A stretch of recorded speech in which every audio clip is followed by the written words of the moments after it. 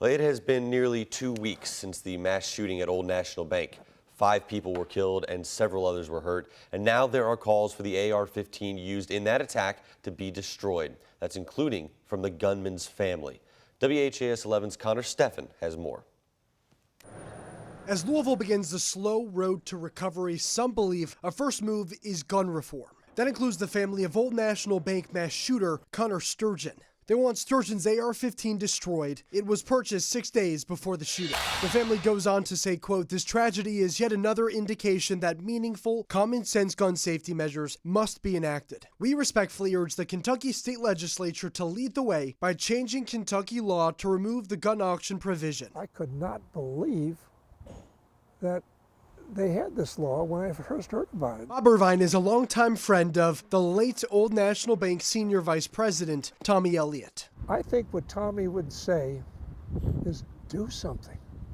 For God's sakes, do something. By coincidence, Irvine submitted an opinion piece to WHAS 11 News today. The same day, Sturgeon's family came out strong for reform. A significant parallel, he believes. Absolutely. And I have to tell you something. I've prayed about them. I've grieved for them. I mean, I just can't imagine how hard it's been on them to go through this. The calls fall in line with Mayor Craig Greenberg's directive since getting elected, destroying guns instead of sending them off to the KSP auction block. It's an interesting symbolic gesture, but I want the public to know that is a symbolic gesture. That will do absolutely nothing. Republican Councilman Anthony Piagentini believes we must look toward other ideas, although he's against having a red flag law for Kentucky. They can take immediate action, right? Put together a task force going after illegal guns, immediately putting together some emergency group tackling mental illness or mental health. While his views differ from most at the local level, there is agreement on one front, giving Louisville autonomy to deal with guns. I want as much flexibility for the people as Louisville as possible. Irvine hopes his personal tragedy can create palpable change in Louisville. What we had last week, when that law came to be, that's an insult to the terrible injury this whole city has felt.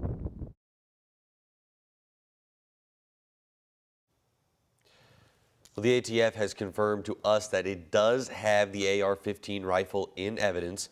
A spokesperson says a federal investigation is currently ongoing and the ATF will adhere to all federal laws in relation to any evidence that was seized.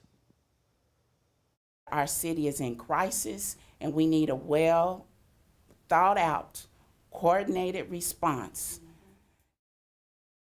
Are coming in from across the city. Yesterday, the Louisville Urban League and the NAACP said that it will take everyone, state and local lawmakers, community members, and the media. WHAS 11's Bobby McSwine and photojournalist Nelson Reyes were sitting in on those meetings. We're in the midst of a crisis here in Jefferson County. A crisis, leaders say, without solutions. And nobody's doing anything about it. So the NAACP and Louisville Urban League laid out solutions they'd like to see surrounding gun laws and gun violence prevention. Both orgs speaking at separate press conferences Thursday. People want to be safe. They want to be able to go and do the things they want to go. They want to be able to send their kids to school in the morning and know that their kid's going to return at the end of the day. People should have safe passage in our communities. You should be all right with your child leaving the house. But without new gun policies, they say this isn't a reality. The Urban League laid out 13 policies they'd like to see Metro Council enforce. A few of them require stolen or lost guns be reported, enact a waiting period before a gun purchase, require background checks on all gun sales, and enact a red flag law. Advocates say Louisville needs to move forward with these changes, despite any legal action. We have to declare what is right for Louisvillians.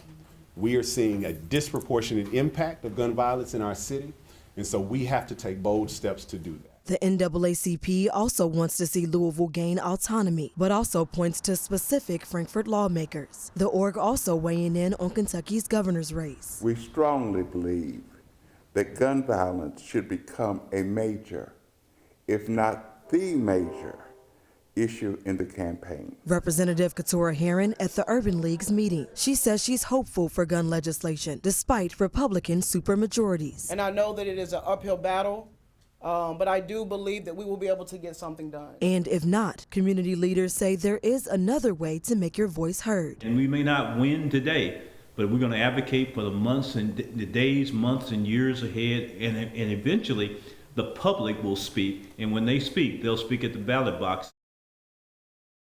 We were able to speak with state Republican lawmaker Representative Jason Nemes. He told us that he would consider red flag laws as long as it came with a court process for the person whose gun ownership would be restricted. Well, the Community Foundation of Louisville is creating a permanent support system for victims of gun violence through 3 new funds. You can see those up on your screen right now. The first is a cash payment to survivors of mass casualty crimes like the Old National Bank shooting. The second, a Survivors of Gun Violence Recovery Fund for medical treatment and rehab. And the third is the Community Safety and Healing Fund. This will go towards initiatives that will reduce gun violence. SB 150 banned gender-affirming care for minors, right? How do we feel about that? U of L students gathered on Thursday to protest the recent passage of Senate Bill 150 by the Kentucky legislature. The new law restricts gender-affirming care for minors and prevents teachers from having to use pronouns different than the student's sex. Some students have asked U of L to increase funding for queer counseling and increase the number of providers that can give gender-affirming care on campus. U of L says it's had considerable dialogue with students and leadership, and there is a request in the upcoming budget for increased student support services. Now, it's provided training in transgender issues to a number of employees with more education planned in the future. U of L also says it's begun to make changes to housing procedures to ensure fairness for all students. Well, police are investigating a bomb threat made by a student at Silver Creek High School in southern Indiana. Now, officials say the student actually paid someone else to make that threat. That threat came in just before noon on Wednesday, claiming that there was a bomb in the high school bathroom. But after the search of the school, nothing was found. Sellersburg Police Chief Russ Whalen tells us that a teenager was arrested on Thursday and told police that they paid someone on social media $15 to make that threat. The chief said the person they believe who was responsible for what they call a swatting call is on the radar of police departments across the country. Sellersburg Police said that it is working right now with federal officials to identify and track down the caller. An iconic southern Indiana business will be closing its doors after 71 years. The owner of Butt Drugs in Corydon confirmed to WHAS11 the pharmacy plans to close on Saturday, April 29th. Now, in a letter to customers, Katie Beckert said that she and the staff are, quote, deeply saddened about the decision. She writes, changes with insurance reimbursement over the years are partially to blame. Butt Drugs is known for its old-fashioned soda fountain and, of course, the name, which has led to some very unique merchandising opportunities. And Beckert says prescriptions will be transferred to CVS unless a customer has a different pharmacy request on their file.